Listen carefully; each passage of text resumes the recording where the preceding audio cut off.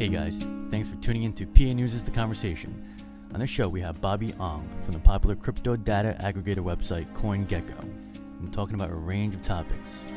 Bobby shares with us his crypto introduction story and what inspired him to start CoinGecko. We then get deeper into discussion of how Coinmarketcap no longer became independent after the acquisition by Binance. If you enjoyed the conversation, feel free to follow us on Twitter at PANewsOfficial. Check out our website at PANewsLab.com and our consulting arm at Panoni.com. Links to these will be shown throughout the conversation. Okay, on the third podcast session for PA News is the Conversation, we have BobbyOng from CoinGecko. Bobby, thanks again for joining us. Pleasure. Great to be on the show.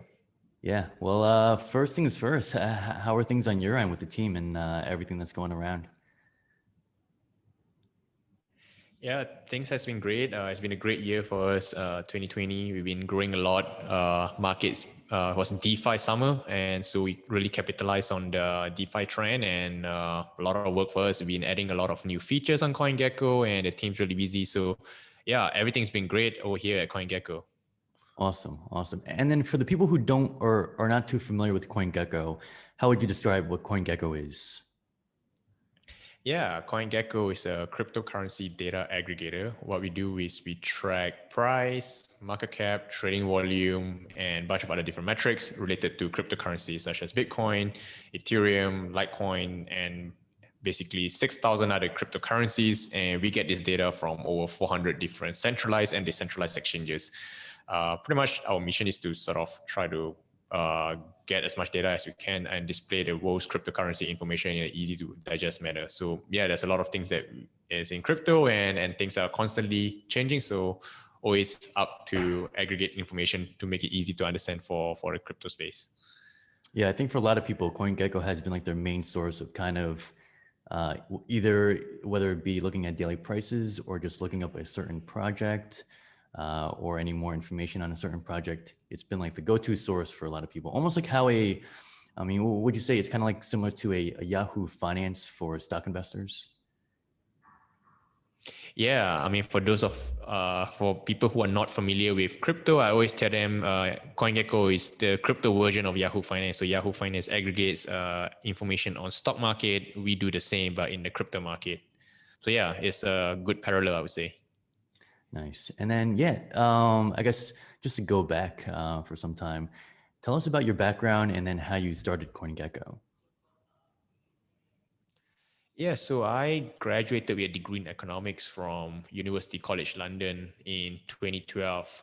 And after I graduate, my final year of university, I was teaching myself how to code, and I kind of spent a lot of time in programmers forums. And one of the things that I keep seeing among these circles in the programmer circle is this talk about Bitcoin, which is a new form of money. So it got me really interested in 2013 when I keep seeing Bitcoin popping up, and it got a lot of attention from people in Silicon Valley. But here I am. I just graduated with a degree in economics, which was supposedly a study about money, but I was quite curious why my lecturers and my tutors did not mention about this new form of money called Bitcoin. I always thought that either these programmers are crazy or my lecturers are outdated, they're obsolete. So I said, there's only one way to find out. I read a white paper and I decided to, you know what, just spend a little bit of money and like $100 or so and just buy some Bitcoin and see what it's like. So I bought some, moved it to my wallet, and that's when I realized that this is truly revolutionary. Like having money in your own pockets without the control of anyone else, without the use of any third party, is a completely revolutionary technology and changes the way how money moves around. And after Bitcoin, I started looking around the space and I realized there's a few different other cryptocurrencies. And back then was mainly Litecoin, Peercoin, a bunch of this olden coins. Some of them are not even around these days. And then I read kind of like the BitShares white paper, which is kind of a precursor to Ethereum and talks a lot about smart contracts and what are things that you can do with things. And that's when I realized that, hey, now not only is it permissionless money, it becomes programmable money as well. So you can sort of program rules onto how money or value can be transferred from one party to the other party. And this is game changing because you can't really program money. You can't code your way onto a bank account, for example.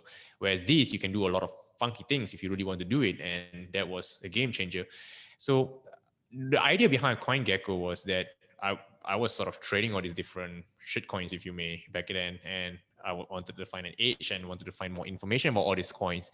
And websites back then in 2013, even though it's 2013, website crypto space looks so bad that they reminded me of websites from the 1990s when I first started using the internet, visiting GeoCities websites.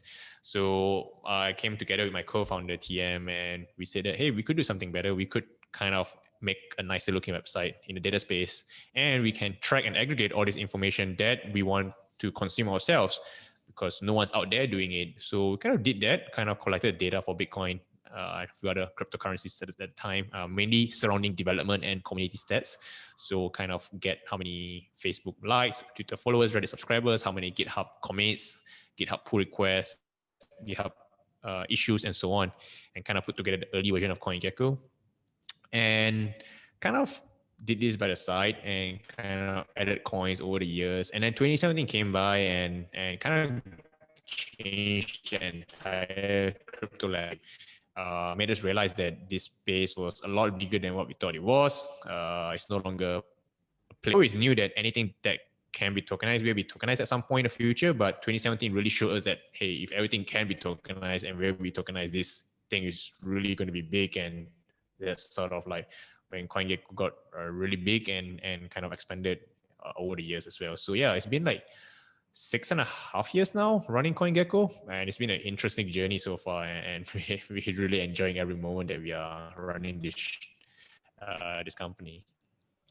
Yeah, 6 years is, I mean, I think if you ask anyone in the space, 6 years would definitely make you like some type of industry veteran in the crypto space. Hey. Yeah, indeed. Yeah. Never thought about it at the start, but yeah, it's been a long time. Yeah, veteran, I would say, as you said. Yeah. Yep. Yeah. And then how did the name CoinGecko come about? So yeah, we wanted something cute right from the start. So back then, every website, every crypto company is called coinsomething.com. So we wanted to choose like an animal name. So we look around and most of the animals were already taken, so we couldn't make that a mascot. But there were a few available names. CoinGecko.com was one of them. CoinTeddy.com was one of them. CoinBull.com was not available. But we can't call ourselves Coin. So we kind of narrowed it down to a few different names, and CoinGecko and CoinTeddy were two options. Couldn't call ourselves CoinTeddy because Teddy is kind of a bear and it's not good for a bear market. So kind of went with the gecko name, and yeah, that's how the name. I mean, it's kind of a unique name. A lot of people asked us to change the name over the years, but we kind of stuck with it. Turns out it's quite good because with the DeFi growth this year, and everyone's creating food tokens, like gecko doesn't sound too preposterous or quite doesn't sound weird at all when there's like yam and all kind of other spaghetti, kimchi, and all kind of tokens coming out with that weird names. Yeah. And so, yeah, you mentioned this past summer with the craziness of DeFi and everything. What are your overall thoughts on what happened this summer in DeFi? And then how did you and your team members kind of position CoinGecko to be so supportive towards DeFi during this summer? I think we've always been interested in DeFi. So a couple of guys are super into the DeFi, like the early DeFi projects like Maker, Synthetics, and so on. And we've always looked into this since last year. And earlier this year, we kind of hit that, hey, with all this knowledge that we have in our mind, and why don't we just put them together into a book and share them with the community? So we wrote the world's first DeFi book called How to DeFi, and then basically it's a beginner's guide on what is DeFi, how to use DeFi applications, what is Maker, what is Synthetics, and so on. And we kind of put them all together and gave it out for free at the start. And the community's response was amazingly surprised. Was amazing. So we did not expect that response, and kind of think that. And that was in March, right? Like DeFi wasn't a thing even back then. Like we kind of looked into it even before it was a thing. We didn't know that DeFi is going to be going to have his spectacular run this summer, but we were just super interested in it because we saw that, hey, these are all these loans and all these developments going on that we just curious ourselves. And then I think things started going crazy. Things started changing once Compound started doing their liquidity mining program. So not only um, on Compound, when you started borrowing money, not only do you not pay the interest, you get paid to borrow money on Compound, which is kind of weird. Like, where else do you get paid to borrow money from someone else? So um, that's when things started going crazy. And once Compound started doing this liquidity mining, and everyone else started doing Balancer, Curve, and everyone started going, and then the yield started becoming more and more attractive, started from around 10% to 50%, 100%, 200, 500, and then with 10,000, and things started going crazy, right? And once a good project started coming out, then many different guys started copying the same thing and making things more attractive. And I guess, and we also see DeFi token price started going up and up, like throughout the summer. I mean, it started from the start of the year. Like we saw Aave, we saw Synthetics all having insane increase in price. And I guess that's where when Bitcoin and Ether wasn't really changing much in its price. I mean, Bitcoin had its price down before the halving, like in March or so, but like most of them were pretty stable, but DeFi tokens were outperforming the market by a lot. So that kind of got the interest from everyone. Yeah. Now, is that How to DeFi book? Is that book something that you guys are selling, or how do you guys, or I guess up to now, how have you guys been marketing that book? Yeah, at the start, it was a book that we gave out for free because we thought like, hey, this is interesting. Why don't you just give it out? And we gave it out for free for 1 month, and then we put it behind a paywall and started selling it these days. So yeah, the book's no longer free. So it is now priced at $14.99, and we're selling it. And that book was written in March before all these yield farming, liquidity mining things started going crazy. So we definitely need to write a version 2 soon. And there's so many more like DeFi projects these days compared to what it was in March, and we just have to update the book. So version 2's probably coming out sometime early next year, and that would be quite timely. Like, what's the difference in DeFi after just 1 year? It'd be a completely different world, I would say. Yeah, I mean, like even if you look like probably from the years of 2015 to 2019, I mean, there's, your host of Bitcoin books and general blockchain books. So it's, quite timely that, a lot of people, even I think besides you guys, there's been a lot of other DeFi, beginner DeFi 101 books been popping out. So yeah, it'll be really interesting on your side to kind of continue that education on that front towards beginners, or anyone who wants to kind of, see a different side of blockchain rather than, Bitcoin 101 or something. Yeah. So during the summer as well, when everything was just popping up and going crazy, was there ever a moment when you and your team thought about even starting like your own kind of food token protocol? Okay. Yep. Yeah. And just to pivot away from DeFi for a little bit, and let's talk a little bit data analytics within the crypto sphere. So I think for the most part, a lot of people would kind of compare CoinGecko to CoinMarketcap.com. If you had to tell other people, what exactly would differentiate between CoinGecko and CoinMarketCap? Yeah. So there's a lot of things, right? So one of the things is we have a lot more tokens than CoinMarketCap, and we add them quicker, and we track of derivatives exchanges, and a lot of other different metrics. So we have this trust score algorithm which we put in place, so sort of like not have exchanges that are wash trading appear at the top for CoinGecko, and sort of work, because a lot of exchanges volumes can't be trusted anymore these days. Actually, a lot of these things these days, like CoinMarketCap, have been quite aggressive in copying us. So many of these things a lot of these features that we put out,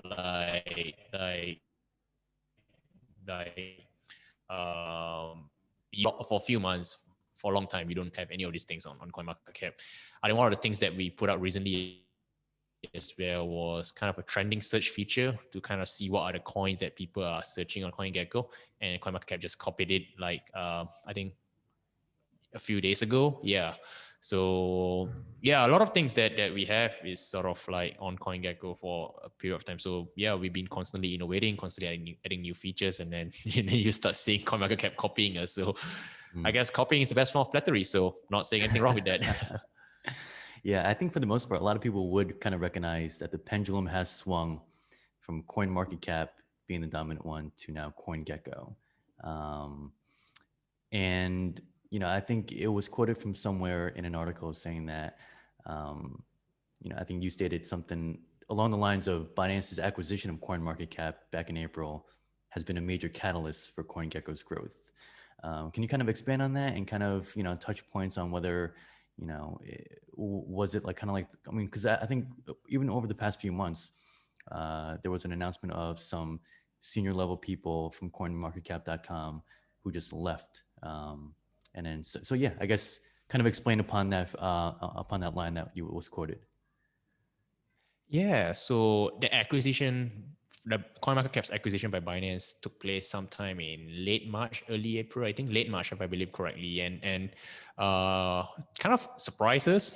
Did not see that acquisition coming, but it also took everyone in the crypto community by surprise as well. And the reaction was very negative because CoinMarketCap for a long time data aggregators supposed to be independent players. They're supposed to report and show what is happening in the crypto market. But when Binance took over CoinMarketCap, they sort of made a pledge that they will keep CoinMarketCap independent. But it's easier to say something, but the actions speak otherwise, right? And what we see in the following months is just Binance just making CoinMarketCap making decisions on behalf of CoinMarketCap that a lot of people in the crypto community do not like it. So Binance was not ranked well on CoinMarketCap's algorithm. Immediately after the acquisition, Binance was ranked as the number one exchange on CoinMarketCap.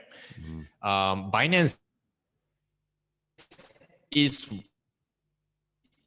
indeed one of the largest exchanges. It has one of the liquidity, and it's ranked very well on CoinGecko as well. But changing the algorithm completely immediately after the acquisition and like making all the other direct competitors look bad on the website just made them look really bad. I think another big mistake that they made was like tagging BNB as the number one like DeFi token, and when they introduced their DeFi category, we have this DeFi category as well, but BNB is obviously known as exchange token to us, not a DeFi token. And tagging BNB as a DeFi token, even though it was not a DeFi token at all, it just shows that CoinMarketCap's just kind of like a way for Binance to kind of like blow their horns and show that, hey, this is like a big display board, an advertising board for Binance, and it's no longer something that the crypto community can trust because they're no longer neutral, they're no longer independent, they're no longer impartial. Everything that they do is for a reason, which is to make Binance look good. So how can you trust anything that is on CoinMarketCap, because it will just talk bad about everything that is against Binance and make Binance look good for everything on the website. So the community were looking around for an alternative, and CoinGecko as the second largest player became the obvious choice for all the community, and we sort of take the independent neutral approach to grow CoinGecko. Yeah, I think these issues are also kind of emblematic of what you see in the traditional space with any mergers and acquisitions. But speaking on that, do you think CoinGecko would ever be open to being acquired or acquiring?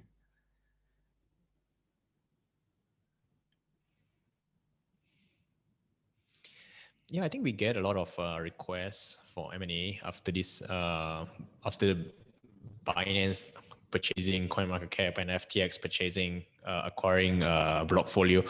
We get a lot of inquiries, but the question that we ask ourselves is, we're not, so I guess we're not interested in selling at this point in time because we know the crypto market is going to get bigger, and we still think that we have a lot of experience and things that we can kind of chart the direction of the crypto market, and we want to help lead and implement some of the standards and changes that we want to see in the future. But we also think that if we do have an M&A at some point, like we're thinking hard on how do we maintain CoinGecko's independence as a brand, because we've seen that if an exchange buys it, then like the market may not really take it too well, because So we don't have an answer specifically yet, but like ideally, like it should be someone neutral and independent so that the mission of CoinGecko can continue to live on even with these new owners. Yeah. Gotcha. And then what do you think are some certain areas of crypto analytics that need more work on? I think, over the past year, you've seen a lot of analytic firms and providers such as Glassnode, Skew, Aletheo, ByteTree, and whatnot. They're all kind of vying for that ubiquitous Bloomberg terminal spot, right? In finance, everyone knows of the Bloomberg terminal. What are your thoughts on that? What are your thoughts on if there's anything that needs to improve in general of crypto analytics? I think it's moving in the right direction. Like everyone's sort of building different parts of the crypto ecosystem. I would bring a parallel that yes, everyone knows about the Bloomberg terminal, but not everyone uses the Bloomberg terminal. Like there's a lot of like all the serious Wall Street guys probably use the Bloomberg terminal, but there are a few other terminals as well that the Wall Street guys may use. And if you're not a day trader or like a full-time Wall Street guy, then you may rely on some other analytics tool in the traditional finance market to get your information. And that will be crypto. There will be tools that are built to serve the hardcore hedge fund guys, crypto fund guys. And there will also be tools that will be built to serve the retail guys. I think it's definitely moving in the right direction. A lot of data on the spot markets, different market data and on-chain data. And I think things will just get more and more complex as we move along. And not just data on if the decentralized future pan out as what it is, it may be data on Polkadot, for example, or Solana with all this market data. And ETH 2.0 is going to be an interesting challenge as well, because then market data or on-chain data will not only be on one shard, but it could be on multiple different shards. And how do we get and aggregate all this information? So nobody knows the answer yet, but I'm sure there's a lot of smart people in the world looking into all these things to try to find a solution to tracking all these on-chain metrics, on-chain data. Do you think wash trading is still an issue in the space? Yeah, I definitely agree. Wash trading is still an issue. To me, like trading volume basically can't be trusted as a metric anymore unless the trading volume is coming from one of the regulated exchanges. So if you're from Coinbase or Gemini or from one of the Japanese exchanges which are regulated by the SEC, FSA, or one of these government agencies, then yeah, maybe I would trust your volume. But if it's coming from a non-regulated exchange, it's really hard to believe the numbers that are coming out anymore. So I mean, we live in the consequences of putting out fake data is just so low for many of these guys that they just continue doing so. The way that we sort of look into these things these days is to sort of look at the order book data or to sort of look at the web traffic estimates to kind of get a rough idea if what they're reporting is somewhat true or completely false. But yeah, it's a tough problem to solve. There's no right or wrong way to solve it. And even if you find a way to this array or a fake trade, once the exchanges know how you are checking and tracking them, they will just change their methodology or their methods of wash trading, and becomes harder and harder to track their wash traded activities, their wash trading activities. Interesting. Okay. Well, yeah. Well, hopefully, I think in general, hopefully the whole crypto analytics and wash trading issues and whatnot within the next few years, I think most people can kind of see that moving in the right direction of, just more transparency and more trustable sources. And I'm sure that's what CoinGecko is doing as well. But yeah, just to kind of end it on the last note, I know it's noted somewhere that you work as a research fellow at the Singapore University of Social Science.